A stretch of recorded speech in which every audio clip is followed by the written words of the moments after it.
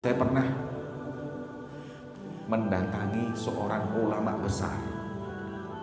Beliau namanya Al-Habib Ali bin Ja'far Al-Idrus, anaknya Habib Ja'far Al-Idrus, wali besar di Hadramut Darif. Kemudian ada anaknya yang mirip dengan beliau, tinggal di Malaysia. Waktu saya ada muktamar ulama di Malaysia, saya sekalian silaturahim ke beliau. Saya dengar banyak tentang beliau. Sayyid Muhammad bin Alwi al-Maliki itu kurang tersohor apanya, ilmunya, segala-galanya. Tinggal di Mekah, ulama seluruh dunia ziarah silaturahim ke beliau. Tapi hampir tiap tahun beliau itu sowan kepada Habib Ali bin Ja'far. Habib Ali bin Ja'far sowan. Kemudian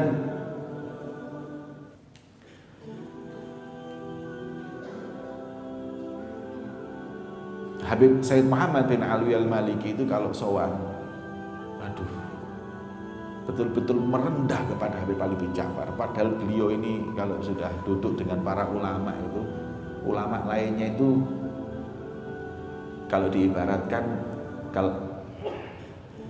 kadzon baina yadil asad, seperti domba di hadapan singa. Duduk badannya besar, kelihatan orang itu kecil semua, saking Masya Allah dia Sayyid Muhammad. Tapi kalau sudah sama Habib Ali bin Ja'far, ya Allah, seperti santri lagi, saking topnya ini Habib Ali bin Ja'far. Dan memang Sayyid Muhammad seperti itu karena banyak hal yang dilihat.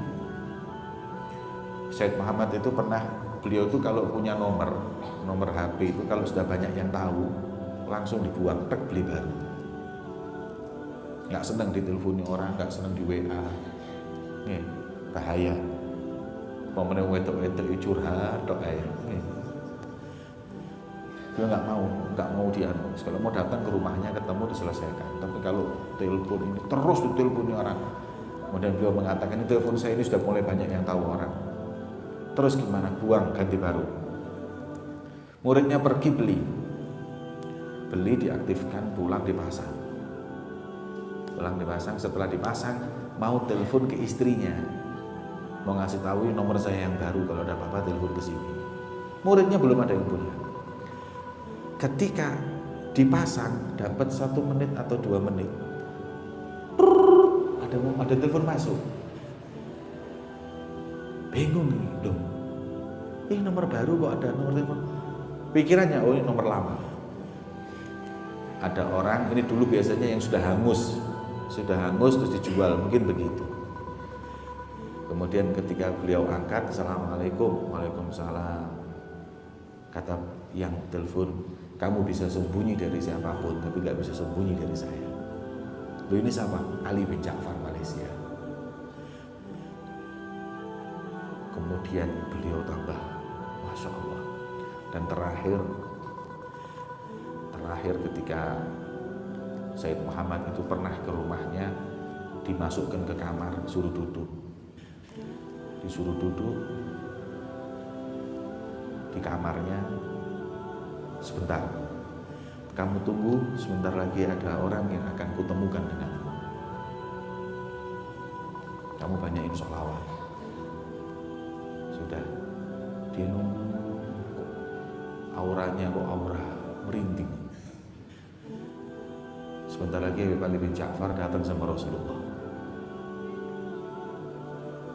Sudah, hebatnya orang ini Habib Ali bin Ja'far. Rumahnya kecil, bisa lihat di Google rumahnya. Rumah atau kediaman Habib Ali bin Ja'far. Saya pernah ke sana, ya Allah, rumahnya kayak campur gedek gitu. Sudah mau ambruk.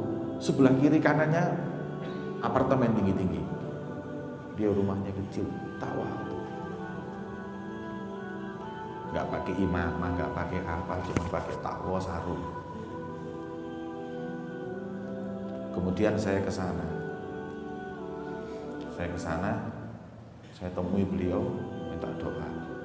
Lah ya, yang seperti itu tuh tanya kepada saya, salaman, saya kemudian, ada apa? Kamu kesini ini ada apa?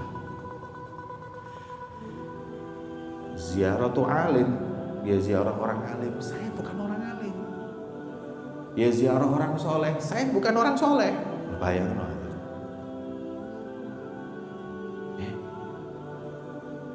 Kemudian saya sampai, loh, ini gak keliru kok gak ini.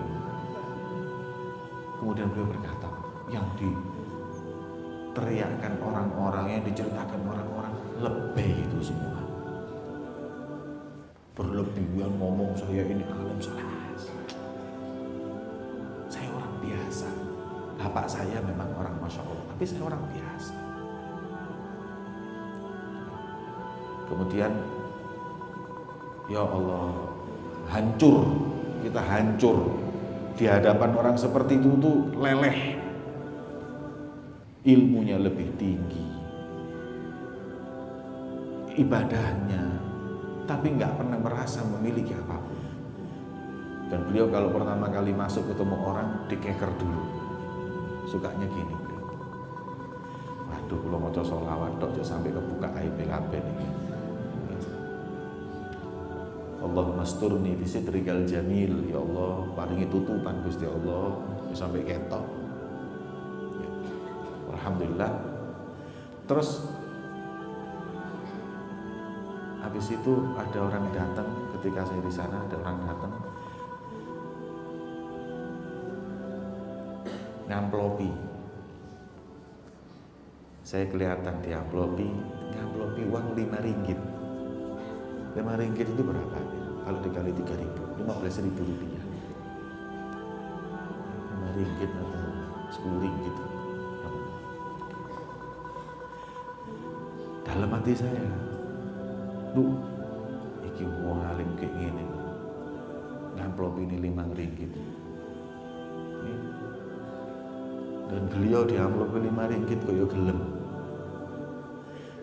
Iki 5 ringgit itu sampai gitu di Samsul tok wis. Kemudian diamplopi 5 ringgit. Dalam hati saya, mungkin beliau ini jaber khotir